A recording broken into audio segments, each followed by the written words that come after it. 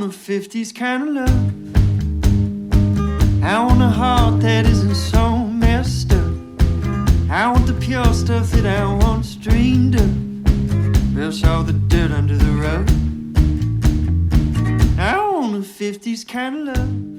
Hello and welcome. Today we are continuing our road trip through West Texas. Originally we'd started over at Big Bend National Park, but the park itself was so grand that we had to make an entire video just for it. And so if you do want to see what we did in Big Bend, we kind of show what hikes that we did, where we stayed, and all the great food that we ate. If you're interested in seeing our 72 hours in Big Bend, click on the link up here. And now that we've completed all of Big Bend, we are heading on westward to a small ghost town called Terlingua. So you're probably wondering, what is Terlingua? Well, this town was actually founded in the early 1900s, and it's an old mining town. And they actually mined the stone that they would turn into mercury, which was used in World War I for different ammunition and different things. So at one point it had over 2,000 inhabitants, but then it started to decline in the mid-1900s. And there are actually a lot of these old rock houses that were left and abandoned that a lot of people are actually coming back here, and they're renovating them. Since it's right outside of Big Bend National Park, it's a good place that people can come and stay, and the stars are really nice at night, and there's a lot of history that people like to explore. So we are now walking through Terlingua Cemetery, and it was actually established in 1902, and it is on the National Register of Historic Places, and I can really tell why. It is so pretty here. On all sides there are mountains, and there have been people that have been buried here from the early 1900s as well as from more recent years, and a lot of the graves have actually been pretty well preserved. There was a period of time where it must have been left abandoned for a long time, and that's why there's a lot of plant growth here, but I think it really just adds to the beauty of this cemetery. Gotta say, it's a really peaceful place.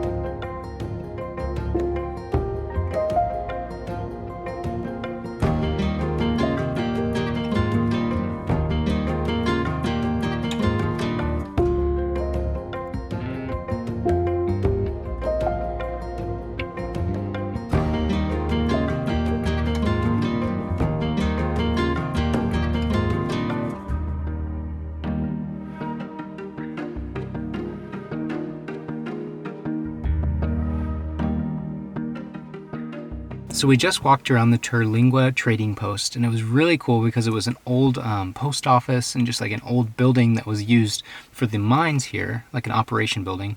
Anyways, they had these old furnaces, which I love. They were from the early 1900s, and they were actually still using them to heat up the place, which was just really cool. It was a great experience, and the smell in there, it just felt like we walked back into time. But we are now going to get back on the road and start heading towards some other towns. So apparently, the best thing to do in Terlingua is to do nothing. So if you do have some time to come to this little ghost town, rent a cool little Airbnb, just sit on the porch, contemplate life, and imagine tumbleweeds just blowing across the land as you take a moment to just do nothing at all.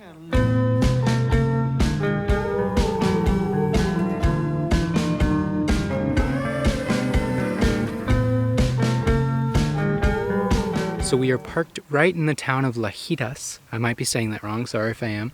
But we actually pulled up our van right by the Rio Grande River. And it's pretty cool because Mexico is literally right there. So all of this is the US, and then that's Mexico, literally right there. But it's a really pretty small town, and apparently it has a history of having a goat mayor at one point. I don't know if it still does, but that's something you should definitely look up. But we're just taking a moment before driving along the Mexico-US border through Big Bend State Park, which is another part of Big Bend that I didn't know about.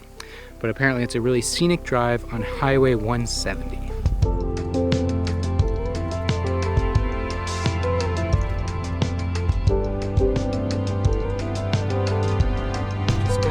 Quick stop at a teepee.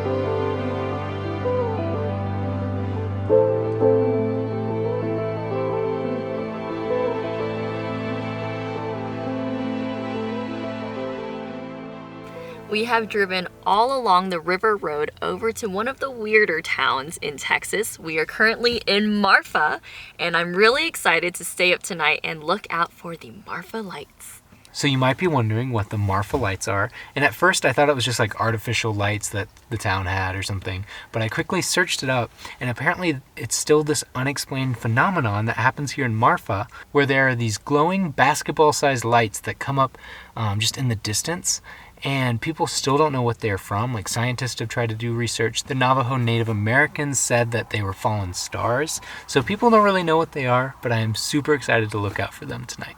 In the meantime, as we wait for dusk to turn into night, we are gonna have some spaghettini, courtesy of my mom who packed this up for us. And so, just nice and easy, gonna boil some water and have some pasta.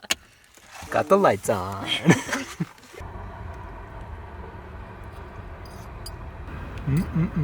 Smells so good. You can see the train going by. We have made it to the Marfa Lights viewing area, so hopefully we'll be able to see them in the distance, but it is freezing outside, so we're both like bundling up like crazy before we walk over there.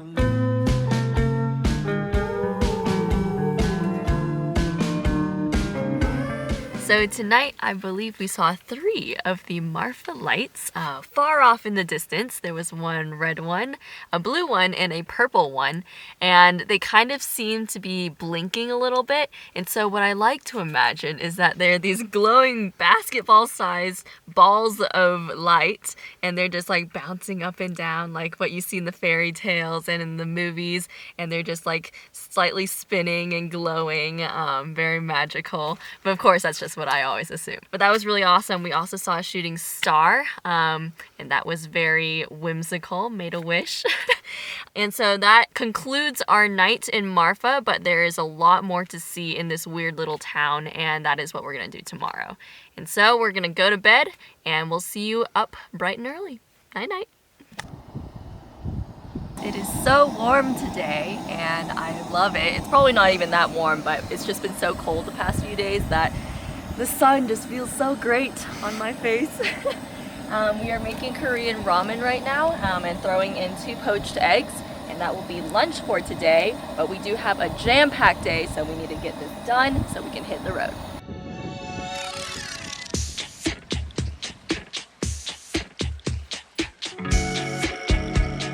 Did you hear the roosters this morning?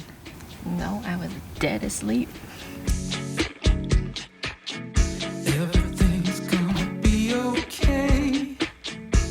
All right, first things first, we have to drop a couple things off at the post office, as we do a lot on the road. We finally got some service last night, so we got to fulfill some of the orders that we had from our store.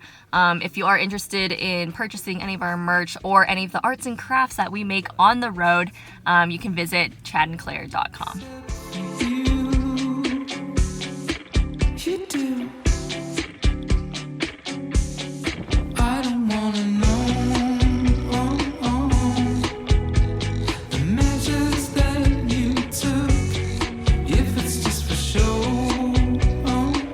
Now the name Marfa is already pretty intriguing, but the town itself is on a whole nother level of fascination. If I were to describe it to you guys, I'd probably say it's like an artsy hipster ghost town. And in fact, artists and creatives from Europe, and honestly from all over, come to this town seeking its inspiration and its art scene. And currently we are parked outside one of its more iconic installations, Marfa Prada.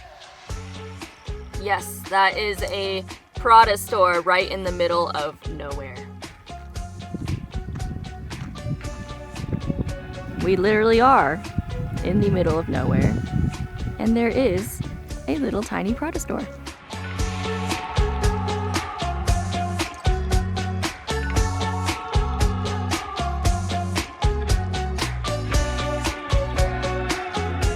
So I always thought that the store was a lot newer, but apparently it started in 2005. So we are now going to head to our final national park in Texas, to the Guadalupe Mountains. And we're gonna make a quick stop to get some gas.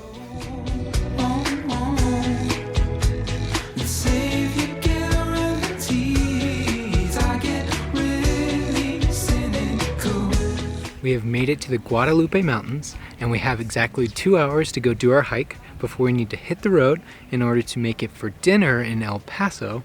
But I'm super excited, and let's head out. We will be doing Devil's Hall Trail. As you can see, it's the shortest one out of all the options, and we are short on time, so let's go.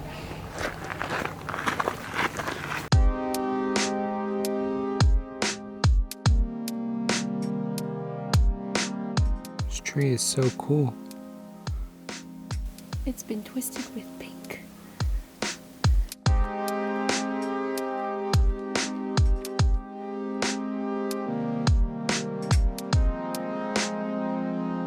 Now we are walking through a dried up riverbed, and I guess this is the trail for a little while.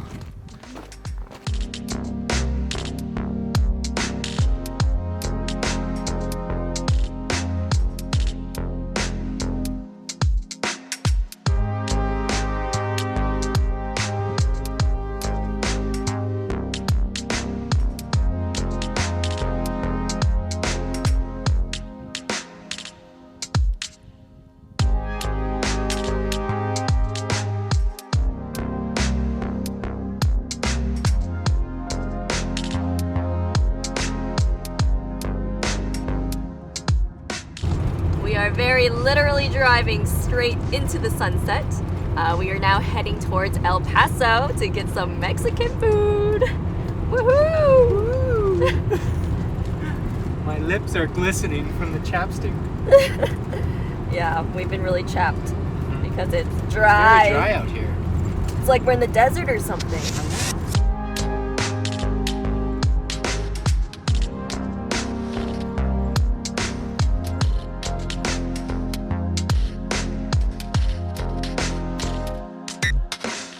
So since we've been venturing super close to Mexico, we decided that we should make our final stop on our West Texas road trip, a stop in El Paso to get some really authentic Mexican food. And so we actually went to L&J? So we went to L&J Cafe, which has been around since 1927, so quite a long time. And it already smells really great, but we got their enchiladas with their special mole sauce. And then, quickly open these up. We got 2 burritos as well. So this one has been labeled. It is the chicken burrito. And then we also got one with steak. And then they also have a very famous margarita.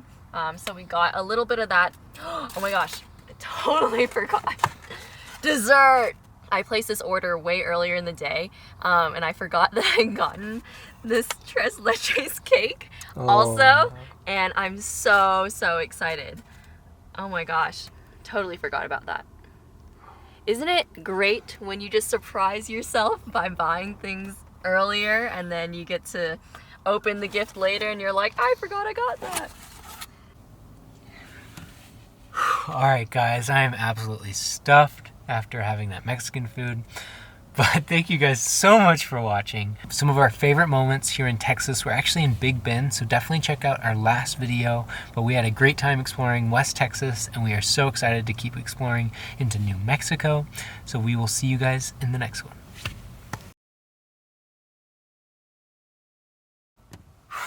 All right. All right, guys. All right.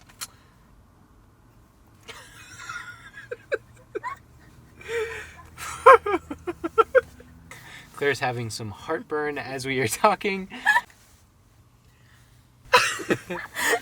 All right, that tres leches cake was so... I want to restart. I want a 50s kind of love. I want a heart that isn't so messed up. I want the pure stuff that I once dreamed of. Brush all the dirt under the rug.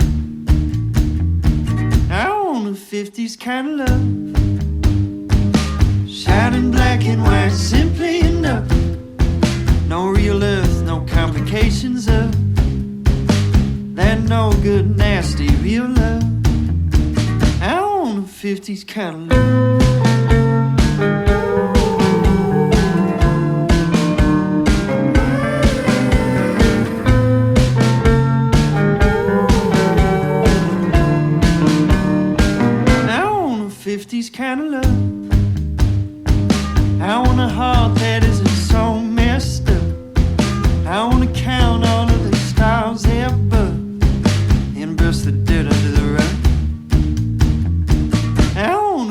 these kind of love.